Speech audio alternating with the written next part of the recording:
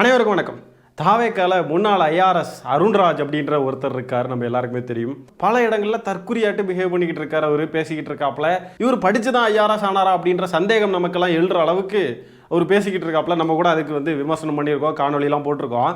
இப்போ சமீபத்தில் பார்த்தீங்கன்னா ஒரு சேனலுக்கு நேர்காணல் ஒன்று கொடுத்துருக்காருங்க. அந்த நேர்காணலில் அவ்வளோ உளறி வச்சிருக்காரு.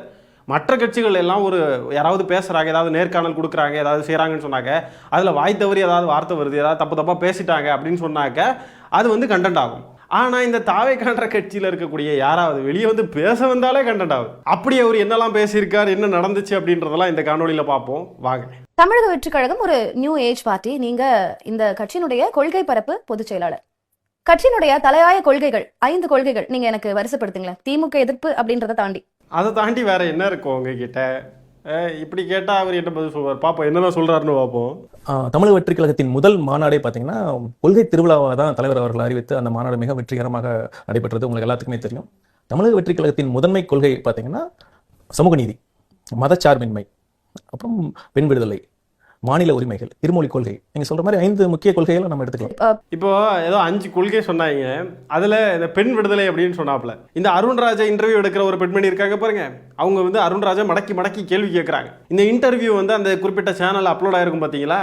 அந்த வீடியோவுக்கு கமெண்ட்ஸ்ல போய் பார்த்தீங்கன்னா இந்த பெண்ணை போட்டு கிளின்னு கிழிச்சு கெட்ட கெட்ட வார்த்தையாக போட்டு வச்சிருக்காங்க. பெண் விடுதலை, தாவேக்காவுடைய பெண் விடுதலை இதுதான்.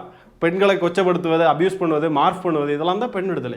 சமூக நீதிக்காகவோ இல்ல இருமொழி கொள்கைக்காகவோ தலைவர் அவர்கள் நீங்க முன்னெடுத்த விஷயங்கள், இனிஷியேட் பண்ணது, இல்ல விட்ட அறிக்கைகளோ இல்ல எடுத்த போராட்டங்களோ ஏதாவது எனக்கு சொல்ல முடியுமா? உள்ள இடிக்குதேன்னு வெளியில எடுத்தையா, நீ பயப்படாத, சொல்லு, மேல சொல்லு. இப்ப பாத்தீங்கன்னா சமூக நீதி பேசுற திமுகவோட ஒரு தலையாய கொள்கையா சமூக நீதி தான் சொல்றாங்க. திமுக வேட்டிக்குள்ள நீ ஏன் பாயிர? உன்னை என்ன கேட்டாங்க? நீ சமூக நீதிக்கு உங்கள் கட்சி என்ன பண்ணியிருக்கீங்க, என்ன ஏதுன்னு உங்களை தானே கேட்டாங்க. திமுக வேட்டிக்குள்ளே சுவைக்காமல் இருக்க முடியாதா உன்னால? அட மானங்கெட்ட தாவேக்காரர்களே, உங்கள் தட்டில் இருக்கிற சோத்தை எடுத்து தின்ன பாருங்க. அடுத்தவன் தட்டில் என்ன இருக்குது, அடுத்தவன் என்ன பிடுங்குறான், அடுத்தவன் என்ன சாப்பிட்றான் அப்படின்ட்டு அடுத்தவன் சோத்துக்குள்ளேயும் அடுத்தவன் சோத்துக்குள்ளேயும் ஏன்டா இப்படி போட்டு பண்ணிட்டு இருக்கீங்க? சமூக நீதி ஆக்சுவலாக திமுகவில் என்ன நடக்குது? இப்போ பார்த்தீங்கன்னா வேங்க வயல் நடந்தது. இவங்க கட்சி கொள்கையை பற்றி கேட்டாங்க. திமுக என்ன சமூக நீதி பண்ணுது? திமுகவுக்குள்ள பாயாமல் இருக்க முடியாது இவனுங்களால. எப்படி இருக்கானுங்க பாருங்களேன், மண்டை ஃபுல்லாக ஊறி போயிருக்கு. அந்த நெறியாளரே கேட்டாங்க தெளிவாக, திமுக எதிர்ப்பை தாண்டி உங்கள் கட்சி என்ன பண்ணுது, உங்கள் கட்சியோட இதை விவரிங்கன்னு சொன்னாங்க. திமுக என்ன பண்ணுது? திமுக பார்த்துங்க, நீங்கள் வேங்க வேல் பாருங்க அப்படி இப்படின்னு சொல்லிட்டு கிறுக்குத்தனமாக வளரிக்கிட்டு இருக்காப்ல. முதலமைச்சர் அங்க போனாரா?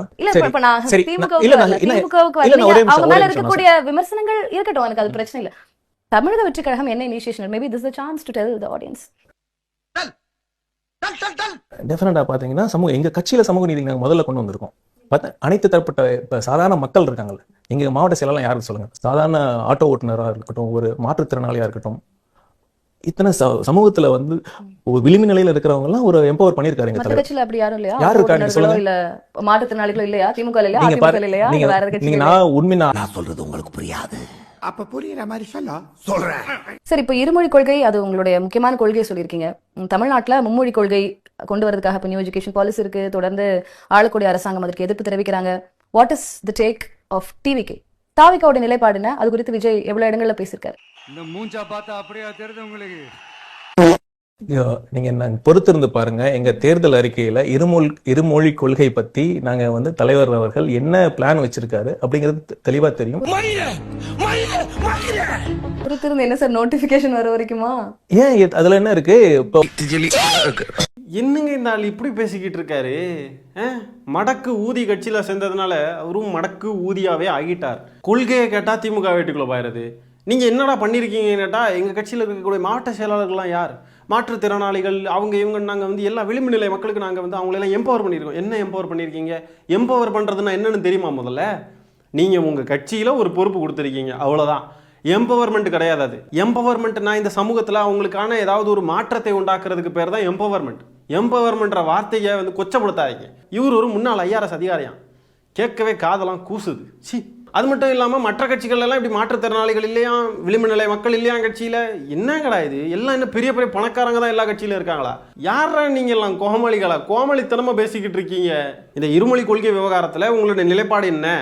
தாவேகா தலைவருடைய டேக் என்ன, அவருடைய ஸ்டாண்ட் என்னன்றதை பற்றி கேட்குறாங்க. அதுக்கு அது நாங்கள் அறிக்கையில் விடுவோம், தேர்தல் அறிக்கையில் அது வந்து நாங்கள் பேசுவோம். ஏன் பேச முடியல உங்களால்? உங்கள் கொள்கை, உங்கள் அரசியல் நிலைப்பாடு இதெல்லாம் கூட உங்களால் சொல்ல முடியாதுன்னா என்னடா கட்சி இது? இப்போ சிபிஎஃப்சி சென்சார் போர்டு வந்து மத்திய அரசினுடைய தானே சார்?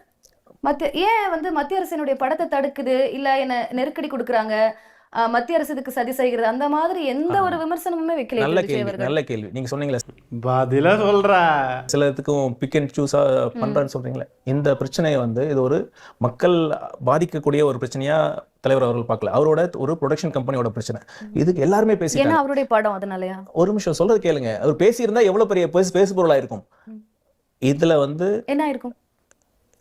ஏங்க இது அவர் சொந்த பிரச்சனைக்கு பேசுறதா, ஐ மீன் மற்ற பிரச்சனைக்கு, மக்கள் பிரச்சனைக்கு பேசல, அவரோட சொந்த படத்துக்கு மட்டும் பேசுறான்னு சொல்லிருப்பீங்களா இல்லையா? எவ்வளவு பிரச்சனை இருந்திருக்கு அதுக்கெல்லாம் பேசலன்னு ஒரு விமர்சனம் வச்சிருப்பீங்க. அவர் சொந்த பிரச்சனைக்கு கூட அவர் பேசல. ஏன்னா அது மத்திய அரசோட அதனாலயா? அப்படி எதிர்த்துட்டு இருக்காங்க மேடம். லீகலா போறோம் நாங்க, லீகலா எங்களுக்காக எல்லாரும் மக்கள் பேசிட்டு இருக்காங்க, பல அமைப்புகள் பேசிட்டு இருக்காங்க, பல கட்சிகள் பேசிட்டு இருக்காங்க. நாங்க சட்ட ரீதியா நாங்க பேசணும், சட்ட ரீதியா அணுகுங்கிறதுக்கு தலைவர் அமைதியா இருக்காரு. அதனால திரும்பவும் சொல்றேன், இந்த அமைதிக்கு ஒரு பெரிய ஒரு கட்ஸ் இருக்கணும், ஒரு துணிவு இருக்கணும். அது எங்க தலைவர்கிட்ட இருக்கு. அமைதியா இருக்கிறதுக்கு கட்ஸ் இருக்கணுமா, துணிவு இருக்கணுமா? அமைதியா இருக்கிறதுக்கு இதுக்கு கட்ஸ் இருக்கணும், சும்மா தானே இருக்கிறது. ஏதாவது செயல்படுறதுக்கு தானே துணிவு இருக்கணும். என்னங்களா தலைகீழா பேசிக்கிட்டு இருக்கீங்க எல்லாத்தையும்? அது மட்டும் இல்லாமல் நிறைய அமைப்புகள், நிறைய கட்சிகள் எங்களுக்காக பேசிக்கிட்டு இருக்காங்க.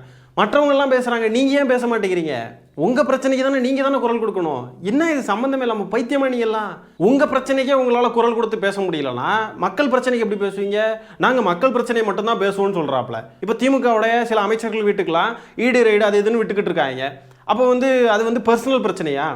இல்லை, ஒன்றிய அரசு அவங்களுடைய அதிகாரத்தை யூஸ் பண்ணி குடைச்சல் கொடுக்க பார்க்குறாங்க. மக்களே இந்த பாருங்க, பாஜக வந்து எப்படிலாம் செயல்படுது, எவ்வளோ ஃபாசிஸ்டாக வந்து இருக்காங்க பாருங்கன்றதை மக்களுக்கு எடுத்து சொல்லி தானே ஆகணும். அது அவங்கவுங்க பர்சனல் பிரச்சனைன்னு சொல்லிட்டு கடந்து போயிட முடியுமா? அதில் மெயினாக ஒரு வாக்குமூலம் கொடுத்துட்டாரு அருண்ராஜ். அது மாதிரி நாங்கள் வந்து மக்கள் பிரச்சனைக்கு பேசலை, இதுக்கு மட்டும் பேசுறீங்கன்னு சொல்லிட்டு கேள்வி வரும்ன்றாப்புல. அப்போன்னா மக்கள் பிரச்சனைக்கு இவங்க பேசலன்றதை இவங்களே ஒத்துக்கிட்டாங்க.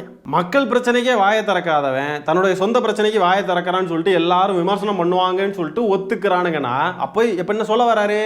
பாஜகவை நாங்கள் அதனால் பேச மாட்டோம்னு சொல்ல வராரு. இப்படிப்பட்ட ஒரு மடக்கு ஊதிய முதல்வராக்கணுமா தமிழ்நாட்டு மக்கள்? திருப்பரங்குன்றம் விவகாரத்தில் வாயை திறக்கலை, மெட்ரோ விவகாரத்தில் வாயை திறக்கலை, கவின் ஆணவ படுகொலை செஞ்சப்போ வாயை திறக்கலை, கவர்னர் விஷயத்தில் வாயை திறக்கலை, எதுக்கும் வாயை திறக்கலை. இப்போ தன்னுடைய சொந்த பிரச்சனையை அதுக்கே வாயை திறக்கலை. இப்போ அண்ணாமலை விவகாரம், மைக்கேல்பட்டி விவகாரத்தில் அண்ணாமலை போய் சொல்லி இப்போ அம்பலப்பட்டதுக்கு வாயை திறக்கலை. இவனுங்க வந்து மோடியை எதிர்க்க போறானுங்களாம், பாஜக எதிர்த்து புடுங்கி நட்ட போறானுங்களாம். அப்படியே ஐஆர்எஸே எப்படி அம்பலப்பட்டுக்கிட்டு இருக்காப்புல, இப்படியெல்லாம் வந்து வளர்றாப்புலையே. விஜயெல்லாம் வந்து ஒரு நேர்காணல் உட்காந்து இந்த மாதிரிலாம் பேச உட்காந்தா எவ்வளோ சூப்பராக இருக்கும். அருமையான கண்டென்ட் கிடைக்குங்க, அருமையான கண்டென்ட் கிடைக்கும். நல்ல நெத்தலி மீன் ஃப்ரை தான். விஜய் எதற்காக பத்திரிகையாளர்களே பார்க்காம தலைதிரிச்சு ஓடுறாப்புலன்றது இப்போ புரியுதா? இதுக்கு தான் இவங்க பேசினா மாட்டிப்பாங்க, பேசாமல் இருந்தாலும் மாட்டிப்பாங்க. ஐஆர்எஸ்க்கே கட்சியுடைய கொள்கையும் தெரியல, ஒன்றும் தெரியல, திமுக வேட்டிக்குள்ள தான் பாய தெரியுதுன்னா விஜய் மட்டும் என்ன பண்ணுவார்? திமுக வேட்டிக்குள்ள தான் அவரும் பாயவார். அவங்களுக்கு அதெல்லாம் பிடிச்சிருக்கு. எங்க அண்ணா தான் வரணும் தளபதி. என்ன காரணம்? சும்மா சும்மா ஏதாவது நாங்க சின்ன வயசுல இருந்து அவரு ஃபேன். இல்ல ஃபேன் இல்ல, அரசியல் இல்ல. அரசியல்னாலும் பண்ணுவார்ல, அவரு இல்லாம இருக்கும் போதே பண்ணாரு, இப்ப பண்ணுவார்ல. என்ன மாதிரி நல்லது பண்ணுவார்னு நினைக்கிறீங்க? பண்ணுவாரு, ஏதோ பண்ணுவாரு, ஏதோ ஒண்ணு பண்ணுவாரா? இவங்க அண்ணன் தான் ஆட்சிக்கு வரணுமா 2026ல்? எதுக்கு வரணும்னா சும்மா வரணுமா, சும்மா டைம் பாஸுக்கு, வேற வேலை இல்லாமல் சும்மா அவர் வராரு. அவர் அனுப்பி வைங்க. அரசியல்லாம் அவ்வளோ ஈஸியாக நினச்சிக்கிட்டு இருக்கிறாங்க.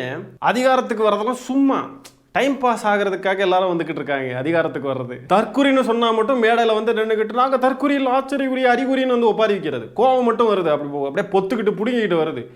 பின்ன இது என்ன தற்குறித்தனமா இல்லையா? என்ன நல்லது பண்ணுவாருங்கடா, அது பண்ணுவாருங்க, அதை நம்புங்க, எல்லாரும் நம்புங்க, அவரை நம்பிடணும், அப்படியே கண்மூடித்தனமா நம்பணும். வேற வேலை வெட்டி இல்லை இங்க இருக்கிறவங்களுக்குலாம்.